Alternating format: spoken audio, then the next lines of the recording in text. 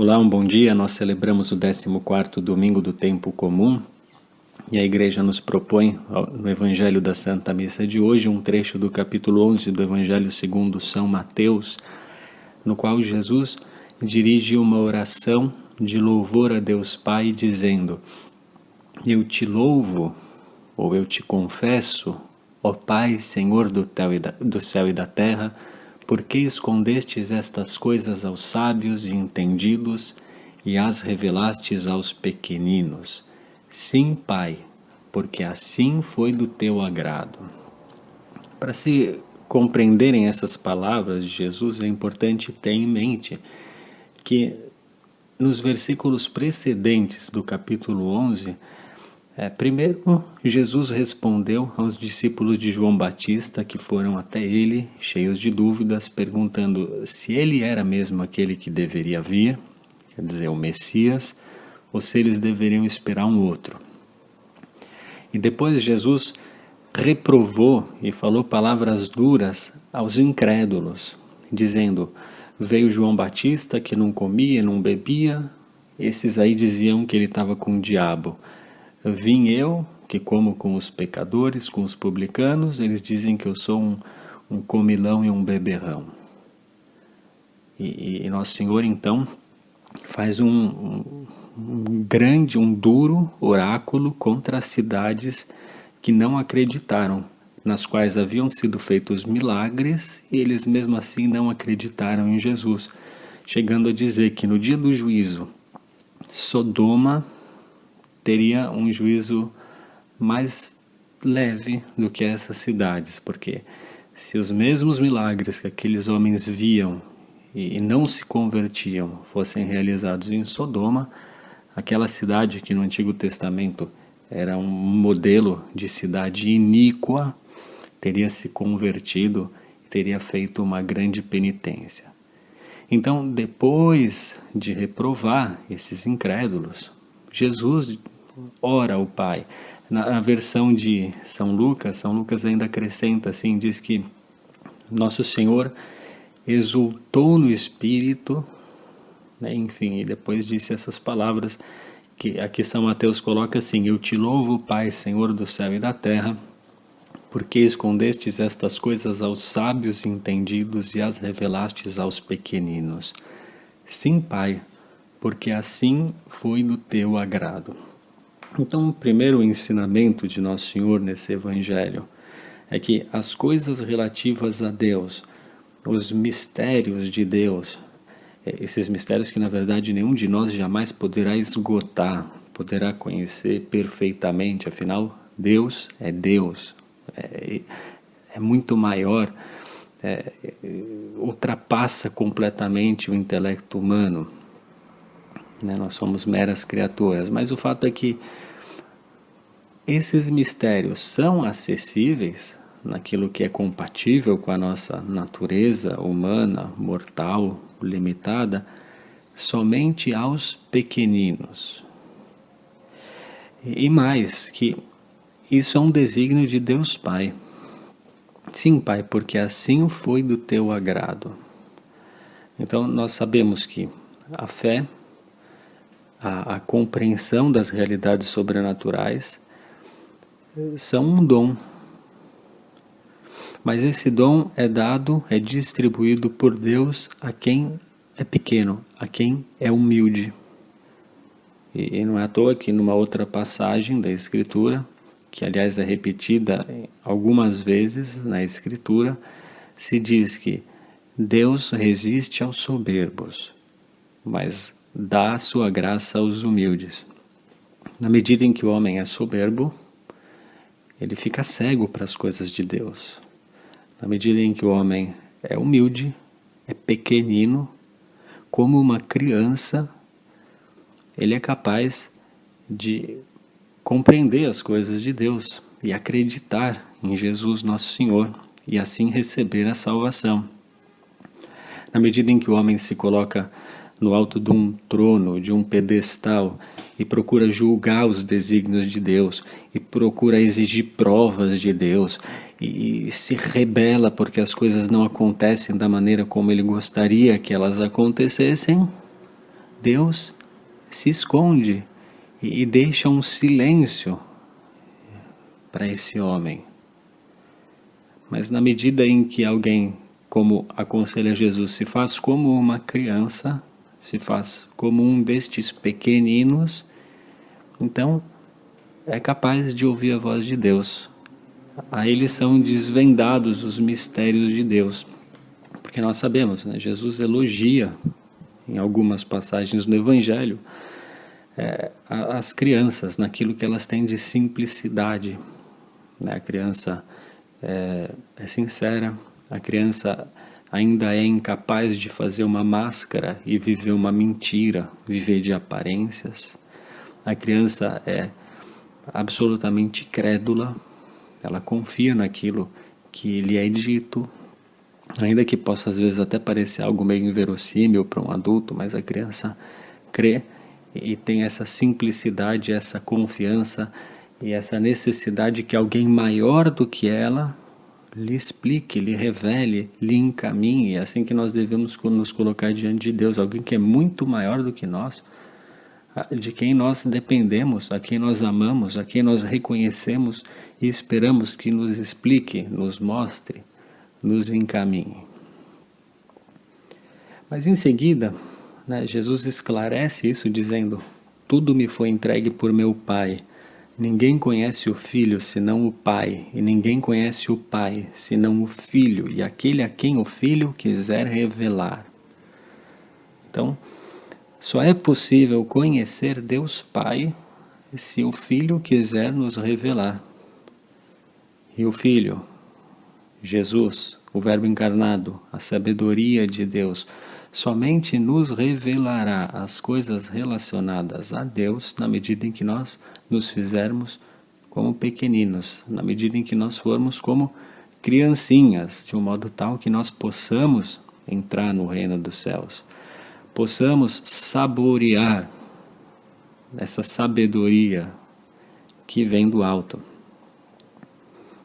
Em seguida, na segunda parte do Evangelho, Nosso Senhor dirige um convite aos circunstantes e dirige esse convite também a nós, as pessoas de todos os tempos que ouvem o seu Evangelho, dizendo: vinde a mim, todos vós que estáis cansados e fatigados sob o peso dos vossos fardos, e eu vos darei descanso. Tomai sobre vós o meu jugo, e aprendei de mim, porque sou manso e humilde de coração, e vós encontrareis descanso.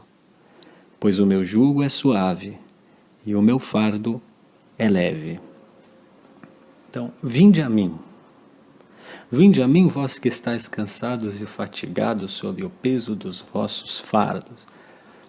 Então, no fundo, Nosso Senhor, lendo essa frase de uma maneira até mais restritiva, nós podemos pensar que Jesus convida justamente aqueles que estão sob peso.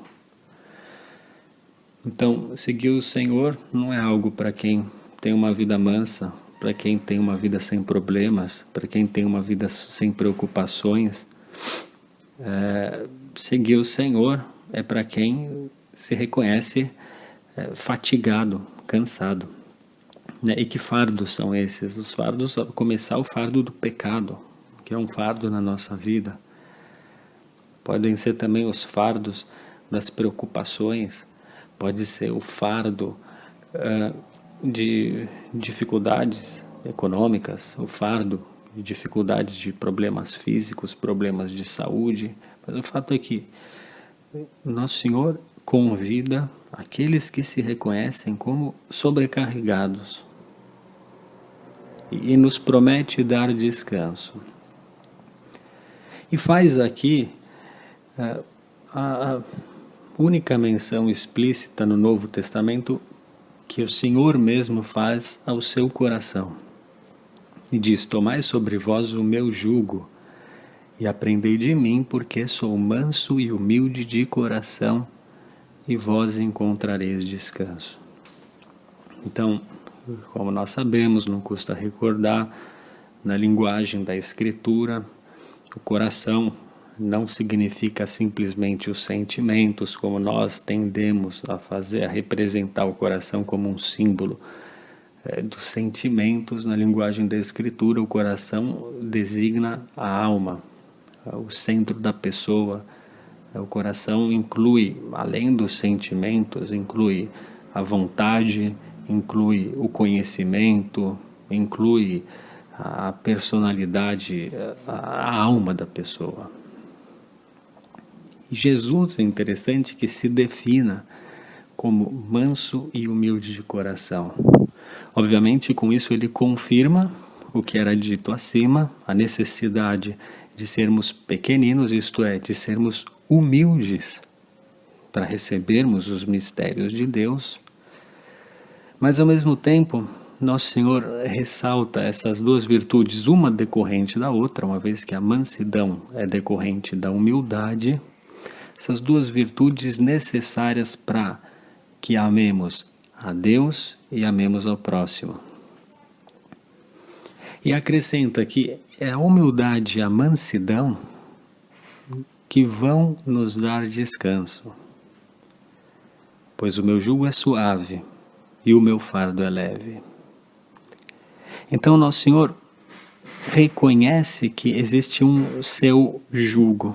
O que é o jugo? O jugo é aquele acessório de madeira que coloca-se nas costas, né, da pessoa ou do animal, que vão, por exemplo, puxar um arado para preparar a terra. Então Nosso Senhor reconhece que existe um seu jugo que nós devemos carregar. Nós poderemos, quem sabe, dizer: esse jugo são os mandamentos de Deus, esse jugo é a cruz de cada dia que Nosso Senhor mandou um pouco antes que nós carregássemos a cada dia a nossa cruz para segui-lo. Então, é bem franco Nosso Senhor nesses termos. Ele diz: vocês têm que carregar o meu jugo. Mas ele promete: o meu jugo é suave, o meu fardo é leve. Em outras palavras, se vocês fizerem o que eu peço para vocês fazerem, vocês vão encontrar descanso. Façam com humildade, aceitem. Como diz São Pedro numa das suas cartas: humilhai-vos sob a poderosa mão de Deus, para que ela vos dê o auxílio no tempo oportuno. Mas se ao contrário vocês se rebelarem contra esse jugo de Cristo que é suave, se ao contrário vocês sacudirem das suas costas os seus mandamentos, vocês se revoltarem contra a cruz e procurarem alívio para os seus pesos, na sua soberba, nos seus pecados, nos seus vícios, nas coisas perecíveis, nas relações desordenadas com os outros, então sim, vocês terão um peso opressivo sobre as suas costas. E aqui eu gostaria de fazer uma comparação, usando um pouco, fazendo uma analogia. Santo Inácio de Loyola, ao ensinar uma maneira de discernir se uma inspiração, um afeto, vem do Espírito Santo ou do demônio, dizia o seguinte: quando algo vem do demônio, num primeiro momento traz uma grande consolação, mas depois, com o tempo, aquilo deixa a alma numa grande desolação, deixa a alma triste, deixa a alma enfraquecida, desolada. Ao contrário, aqueles afetos, inspirações, moções que vêm do Espírito de Deus, em um primeiro momento, frequentemente deixam a alma um pouco desolada, não agradam a alma. Mas, com o tempo, quando nós correspondemos àquilo, ao invés de desolação, aquilo vai trazendo uma paz e uma alegria profunda. E percebendo isso, ele foi aprendendo a discernir a ação de Deus e a ação do demônio na sua alma. Ou do demônio, ou da sua soberba, ou das suas paixões desordenadas. Então, transferindo isso para o peso né, dizendo esse peso, esse jugo que nós carregaremos na nossa vida. O jugo de Cristo, no primeiro momento, sobretudo para quem está meio afastado, não tem muita vida interior, não reza, pode parecer um pouco pesado. Nossa, né, respeitar os mandamentos de Deus, ir na missa todos os domingos, confessar os meus pecados, puxa, vou sentir vergonha disso, me abster de fazer aquilo que eu sei que é pecado, aquilo outro, acertar essa situação na minha vida que está meio irregular, vai me custar um pouco, pode parecer uma coisa um pouco pesada. Se a pessoa persevera naquilo, sabendo que é a vontade de Deus, com o tempo ela vai encontrar uma grande paz. E aquilo que era pesado, não só deixará de ser pesado, como se tornará inclusive saboroso, agradável.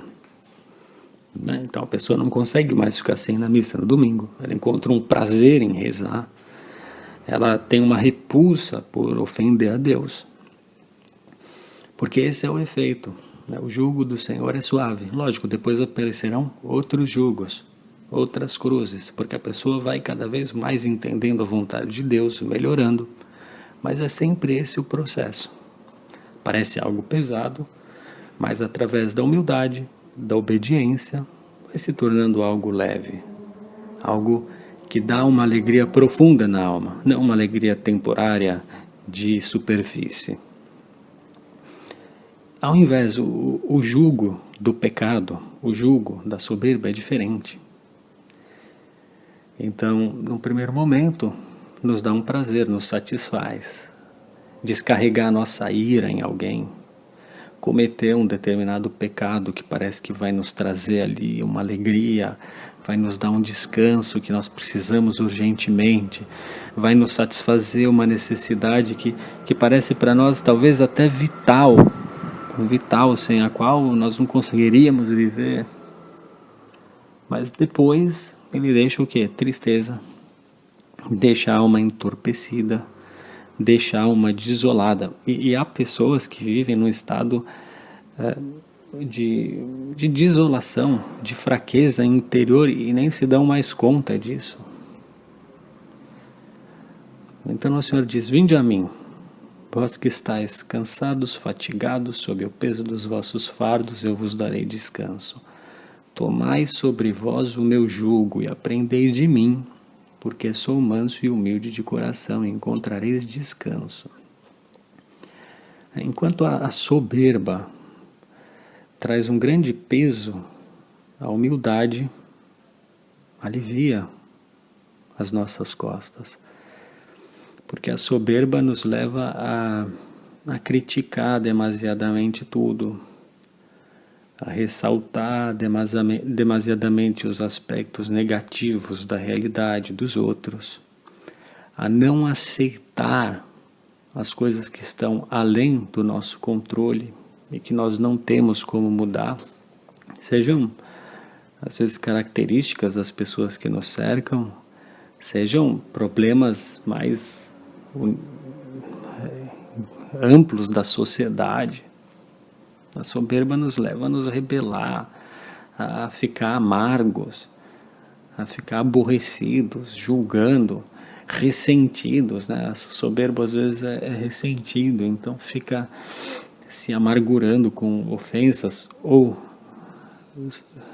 presuntas ofensas sofridas, presumidas ofensas sofridas, né? E o humilde não. O humilde é o contrário, porque consegue encontrar o seu lugar no mundo, consegue se colocar humildemente diante de Deus, consegue distinguir entre aquilo que está ao seu alcance, mudar, aquilo que absolutamente não lhe cabe, não lhe compete, e tem essa humildade de aceitar e de ter paciência. A humildade está ligada também à virtude da paciência. Sem humildade nós nos tornamos impacientes, nós queremos as coisas do nosso jeito, imediatamente, E sem humildade, então, nós nos tornamos mais irascíveis, intolerantes com os outros. Aqui eu não uso intolerante nesse sentido politicamente correto que as pessoas usam, né, de ter que seguir uma cartilha ideológica, né, ateia, libertina. Aqui eu digo tolerante no sentido de não aceitamos o outro como é. O sujeito é assim, ponto. Não vou mudar o coitado. Né? E no fim, a falta de mansidão é ligada à falta da humildade, porque como nós não somos humildes, nós não nos colocamos como simples criaturas diante de Deus, e nós não olhamos com reverência para as pessoas que nos cercam. E o resultado é que então nós explodimos facilmente com elas, nós as tratamos com desprezo, nós lhes damos pouca importância, porque no fundo nos falta humildade. Nós pensamos que estamos aí no centro do mundo, que o mundo deveria seguir as nossas vontades, que todo mundo deveria dar atenção para as nossas opiniões, que os nossos pensamentos, ideias são melhores do que os dos outros, e isso só traz um grande peso para a nossa alma. Isso traz um peso imenso. E obviamente sem falar do grande peso que a soberba traz, que é o peso do pecado. Afinal, todo pecado tem a sua raiz no que? Na nossa soberba. Então nós desobedecemos a Deus para fazer o que? A nossa vontade. E como isso pesa no fim das contas. Aprendei de mim, diz Jesus, porque sou manso e humilde de coração. E de fato, ninguém mais humilde do que nosso Senhor. Porque sendo Deus, Ele se fez homem. Fazendo-se homem, mesmo sendo o verbo de Deus encarnado, viveu numa cidadezinha pequena, Nazaré. Era conhecido como filho do carpinteiro. Em determinado momento foi tratado como um criminoso, morreu como um criminoso e aceitou a dor, a condenação em silêncio. E Pilatos ficava admirado porque Nosso Senhor permanecia em silêncio durante o seu processo. Ele dizia: você não sabe que eu tenho poder para te soltar?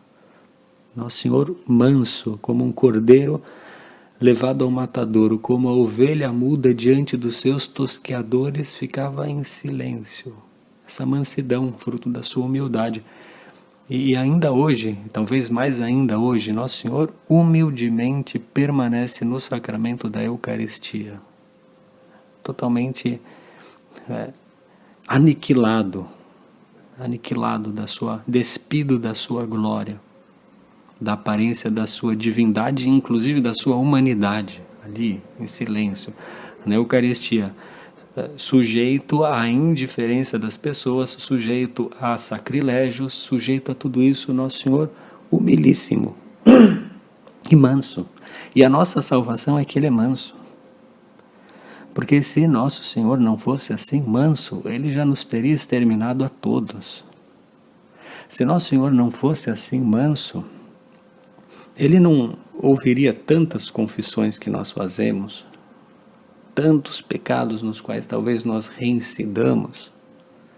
Se Nosso Senhor não fosse assim manso, Ele não teria essa paciência de a todo instante falar na nossa consciência, nos conduzir, nos chamar à conversão, derramar sobre a nossa alma as graças necessárias para que nós nos santifiquemos, para que nós nos salvemos. E nós pedimos isso hoje ao Senhor, que nos ajude a ter essa humildade, que é um pressuposto da fé. Só conhece a Deus, só crê em Deus quem abre-se humildemente para isso, mas que o Senhor, além disso, nos dê essa humildade, essa mansidão para também tratarmos com os outros. Aí pensemos: puxa, o Senhor é tão manso comigo, que eu seja manso com os outros. O Senhor é tão paciente comigo, que eu seja paciente com os outros. Os meus pecados que pesam sobre a cruz do Senhor, que Ele carregou enquanto levava a cruz pelas ruas de Jerusalém, não levam o Senhor a explodir e jogar a cruz no chão impaciente e a gritar. Não, os meus pecados pesam, mas o Senhor os suporta.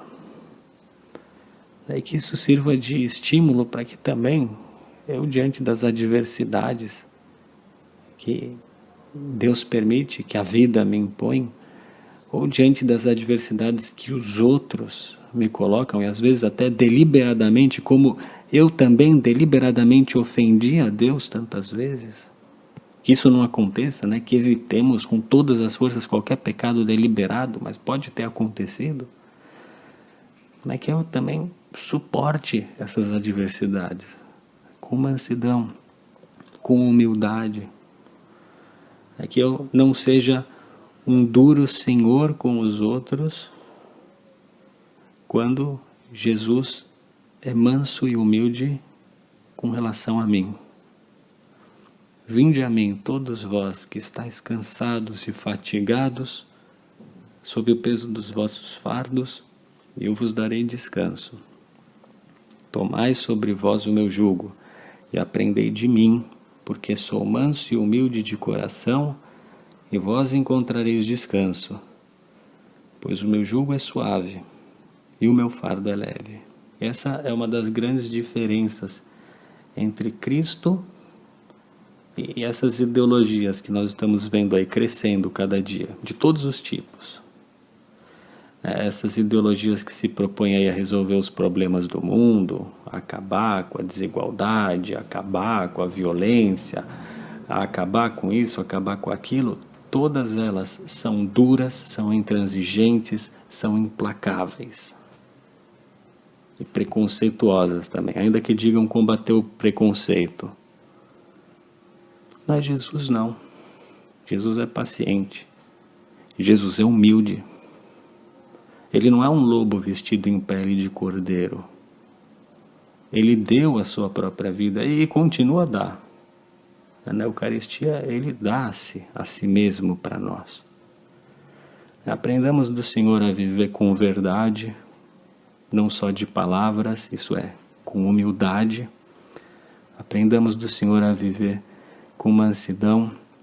Peçamos ao Senhor essa graça e que Nossa Senhora interceda por nós. Mas não é à toa que Jesus se defina como aquele que é manso e humilde de coração. Nossa Senhora também, com toda a humildade, naquele cântico do Magnificat, se define como humilde. E diz, porque o Senhor olhou para a humildade de sua serva, desde agora todas as gerações me chamarão bendita. O poderoso fez em mim maravilhas e grande é o seu nome. Jesus e Maria, os dois principais exemplos de humildade, as duas pessoas mais humildes que caminharam sobre esse mundo, sobre essa terra, que os seus corações, o Sagrado Coração de Jesus, o Imaculado Coração de Maria, seus corações humilíssimos, nos ajudem, intercedam por nós, tenham paciência conosco e nos ajudem a participar um pouco dessa paciência. Assim seja.